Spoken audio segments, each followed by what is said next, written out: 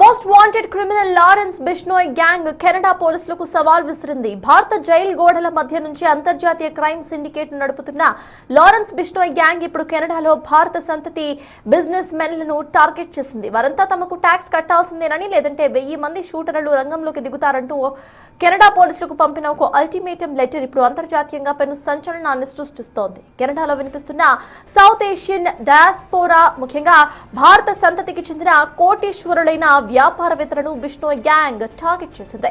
ఈ భారీ దోపిడీ నెట్వర్క్ వెనుక ఉన్న భయానక నిజాలు ఇప్పుడు ఒక్కొక్కటిగా బయటకు వస్తున్నాయి. బ్రిటిష్ కొలంబియాలోని అబోట్స్ఫోర్డ్ పోలీస్ స్టేషన్ కు గత ఏడాది ఆగస్టు 13న లారెన్స్ బిష్నోయ్ గ్యాంగ్ నుంచి ఒక హెచ్చరిక లేఖ అందింది. ఇటీవల Canada immigration and refugee board ఎదుట జరిగిన ఒక డిపోర్టేషన్ విచారణలో Edmonton police service constable Kevin Saint Louis సాక్ష్యం ఇస్తూ ఈ లేఖకు సంబంధించిన డీటెయిల్స్ ను అధికారికంగా కోర్ట్ రికార్డ్స్ లో నమోదు చేశారు.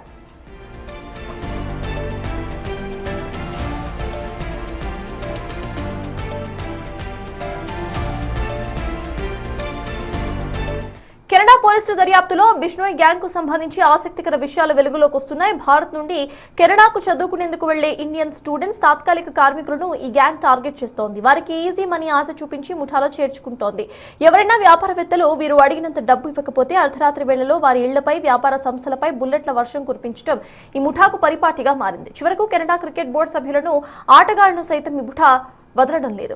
బిష్నోయ్ గ్యాంగ్ లెటర్ను సీరియస్ గా తీసుకున్న Abbotsford police department operation community shield పేరుతో స్పెషల్ టాస్క్ ఫోర్స్ ను రంగంలోకి దించింది. ఈ లేఖ ఎక్కడి నుంచి వచ్చింది, కెనడాలో దీని వెనుక ఉన్న సూత్రధారులు ఎవరు అనే విషయాలపై దర్యాప్తును ముమ్మరంగా చేసింది.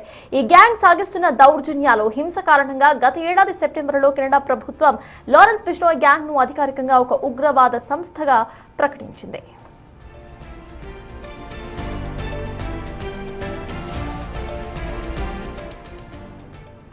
ప్రస్తుతం లారెన్స్ బిష్నోయ్ గుజరాత్ అహ్మదాబాద్ లోని అత్యంత సురక్షితమైన శబర్మతి కేంద్ర జైలులో ఉన్నారు. భారత్ లోని జైలు గోడల మధ్య కట్టిన భద్రతలో ఉంటూనే కెనడా లాంటి ఒక అగ్రదేశపు పోలీసులకు, ప్రభుత్వానికి లారెన్స్ బిష్నోయ్ గ్యాంగ్ విసురుతున్న సవాళ్లు ఇప్పుడు అంతర్జాతీయ రక్షణ విభాగాలను విస్మయానికి గురి చేస్తున్నాయి. కెనడాలోని ప్రవాస భారతీయులు ప్రాణాలకు ఈ గ్యాంగ్ పెద్ద ముప్పుగా పరిణమించింది.